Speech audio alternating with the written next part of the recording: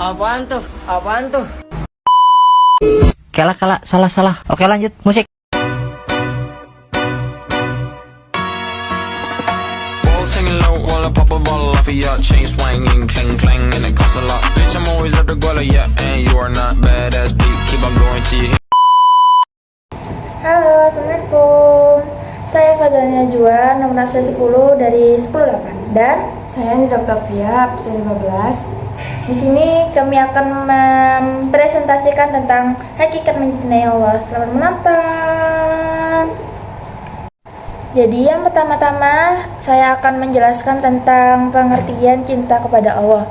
Mahabbah cinta adalah kecenderungan hati kepada sesuatu yang menyenangkan. Islam mengenal konsep mahabbah sebagai bentuk kecintaan hambanya kepada penciptanya. Cinta seseorang tumbuh dari akal dan jiwa yang kuat akibat berpikir mendalam terhadap kekuasaannya. Cinta ini akan semakin menggelora dengan merenungkan ayat-ayat suci Al-Quran dan berzikir dengan menyebutkan nama-nama dan sifat-sifat Allah.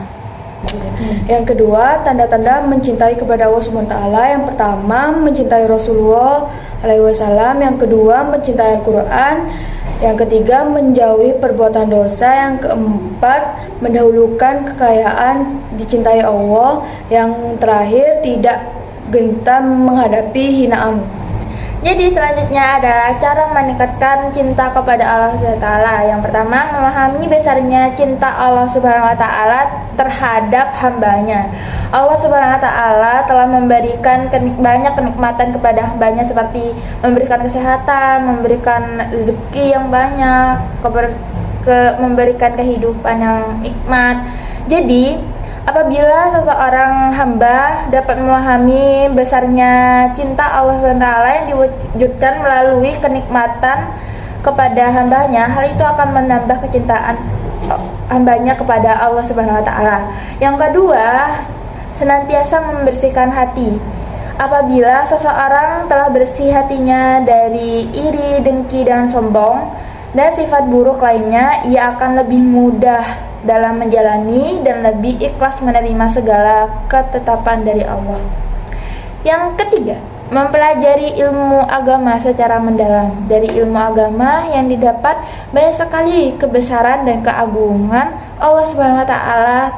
Ia akan merasa rendah diri dan di hadapan Allah Subhanahu wa taala dan menyadari betapa lemahnya dirinya. Dan selanjutnya adalah pengertian khauf. Khauf adalah khawatir dan tidak merasa aman, takut kepada Allah Subhanahu wa taala adalah sifat orang yang bertakwa sekaligus bukti iman kepada Allah Subhanahu wa taala secara tegas. Allah Subhanahu wa taala memerintahkan kepada hambanya untuk takut kepadanya, bukan kepada manusia. Adanya sifat khauf ini akan menjadi benteng menahan agar manusia tetap rendah dan tidak takabur. Dan selanjutnya adalah tanda-tanda takut kepada Allah SWT. Gambaran tanda-tanda yang mencerminkan takut kepada Allah SWT. Yang pertama adalah menjaga lisan dari perkataan dusta. Yang kedua, menghindari dari iri dan dengki. Yang ketiga, tampak dari ketaatannya kepada Allah Subhanahu wa taala.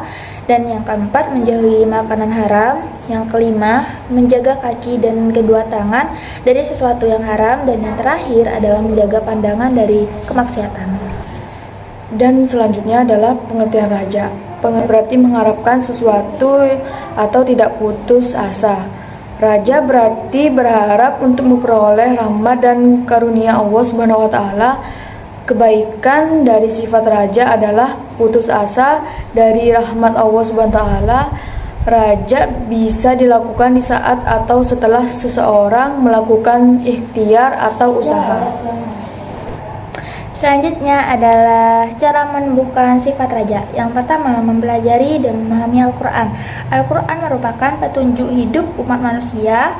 Setiap ayat dan surahnya berisi tentang pesan-pesan moral dari Allah Subhanahu wa taala kepada umatnya. Dengan mempelajari dan memahami secara mendalam, maka akan tumbuh sifat raja. Dan yang kedua adalah meyakini kesempurnaan karunia Allah SWT. Sifat raja akan tumbuh pada diri seseorang apabila ia meyakini bahwa Allah SWT telah memberikan karunia sempurna kepadanya. Dan yang terakhir adalah muhasabah atas nikmat-nikmat yang telah diberikan Allah Subhanahu wa taala kepada hambanya. Seorang hamba yang telah diberikan begitu banyak nikmat Allah Subhanahu wa taala hendaknya bermuhasabah diri, yaitu mawas diri atas apa yang telah diperbuat sebagai ungkapan syukur kepada Allah Subhanahu wa taala. Sifat raja akan muncul pada diri seseorang dan hatinya dipenuhi rasa syukur kepada Allah Subhanahu wa taala. Dan selanjutnya adalah manfaat sifat raja. Yang pertama, merasa nikmat dalam beribadah kepada Allah Subhanahu wa taala. Apabila seseorang benar-benar menjadi sesuatu, ia akan merasa ringan dalam menghadapi kesulitan dan rintangan. Begitu pula seseorang yang rajin beribadah, ia hanya fokus kepada kenikmatan surga, bukan kepada beban berat dan kesulitan ibadah tersebut. Yang kedua adalah menumbuhkan sifat optimis. Sifat optimis adalah harapan kepada Allah Subhanahu wa taala disertai ketundukan hati akan menjadikan seseorang optimis menghadapi cobaan hidup. Allah Subhanahu wa taala tidak akan membebani hambanya di luar batas kemampuannya. Semua cobaan dan ujian dari Allah Subhanahu wa taala pasti ada jalan penyelesaiannya. Dan yang ketiga, semangat dalam ketaatan kepada Allah.